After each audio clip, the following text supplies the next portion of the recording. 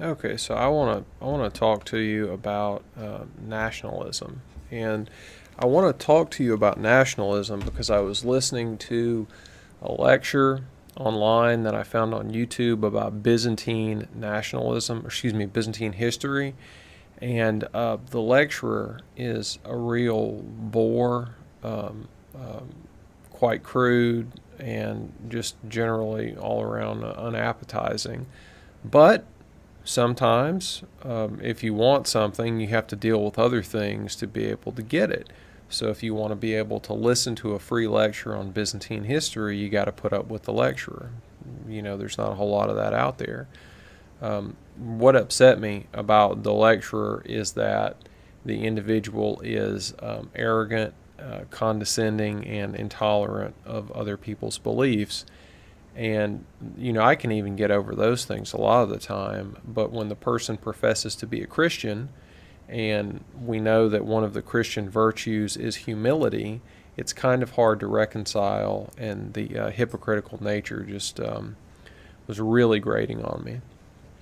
Finally, the straw that broke the camel's back was when the lecturer started giving some personal opinions about nationalism, because he really wanted to say that there was a Byzantine nationalism, that there was something going on with Greek ethnic identity in the Byzantine Empire, that they identified both as Greeks and as Romans, coming up from the people, coming down from the state, and that they had nationalism, that they had ethno-nationalism.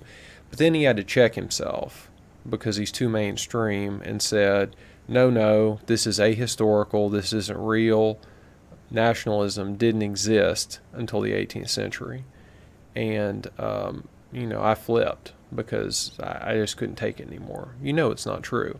So, what I'm going to try to do is I'm going to show you some selections from Xenophon's Anabasis, which is a work that you may or may not have heard about. It's quite theatrical. It's autobiographical. The stuff really happened as far as we know.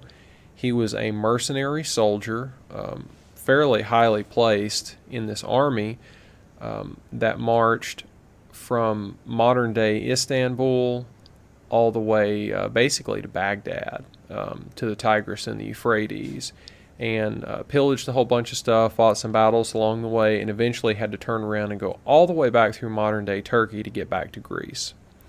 These were Greeks. So I'm going to give you a quote. We're going to look at, or a little bit more about Xenophon first, the author. He was a contemporary of Plato and Socrates. He was actually one of the students of Socrates. So however important you think Plato is, put Xenophon right up there with him. And during their own lifetimes, as far as a political figure, Xenophon would have been much more famous. Xenophon was exiled, which was not a bad thing back then. That explains why he was doing these mercenary adventures in the Near East.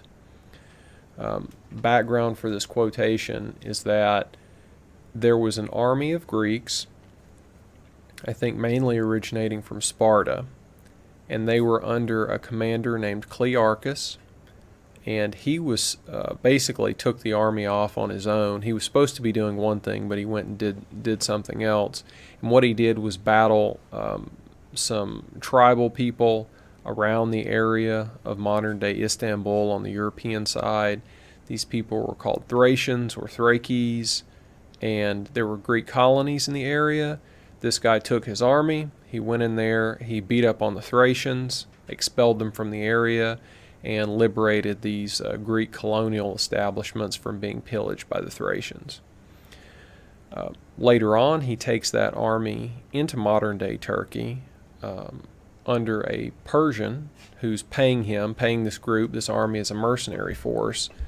And at a certain point, they kind of realize that they're going too far into Persian territory, and the army starts to mutiny, and then he gives a speech to them.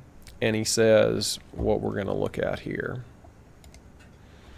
So this is the Greek. The citation for it's in Book 1, Chapter 3, Paragraph 4. It's about the second part. And what I did was I went to archive.org and I got 4 or 5 different translations in English. Because if I think that this is important for whether nationalism existed, ethno-nationalism existed in the ancient world, we don't want to get just one person's opinion. And I can't read Greek and you can't read Greek, so we're going to have to use other people's work.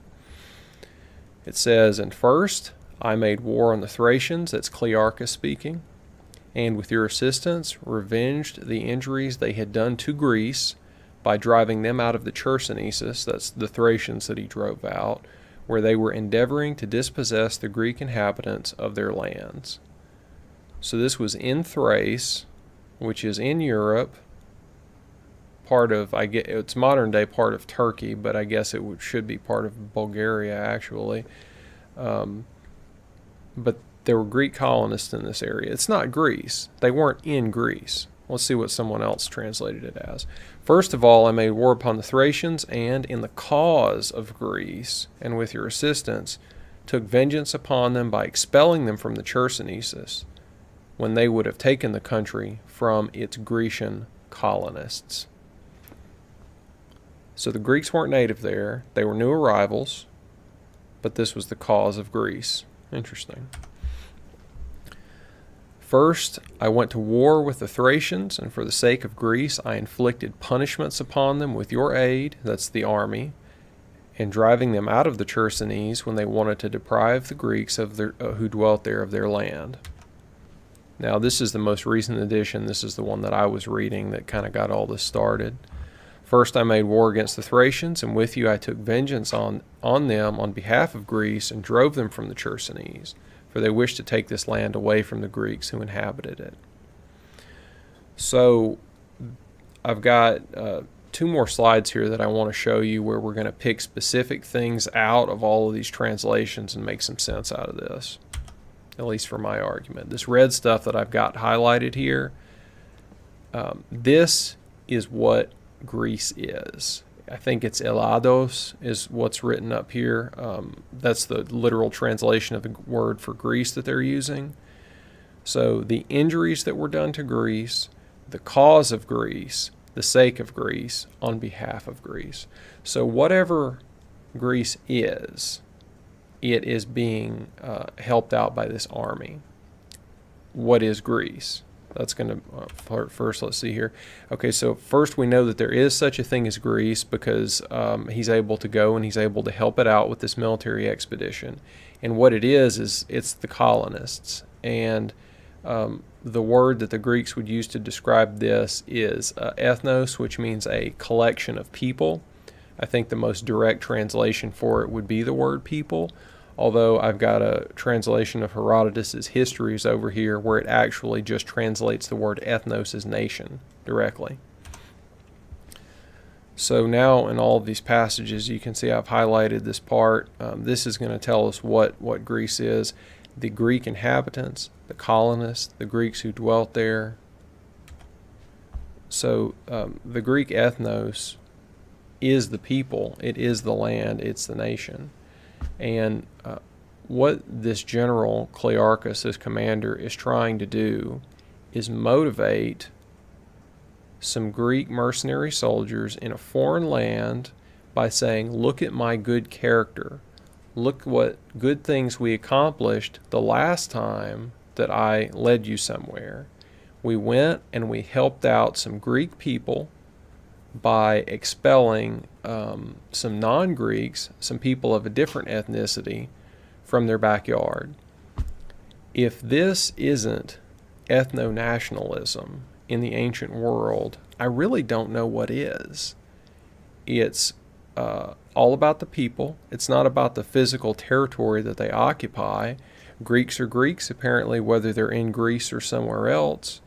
They're defined on the basis, but in Herodotus, I mean, you can find some citations in there where he specifically refers to the blood descent and the culture, customs, language, and otherwise.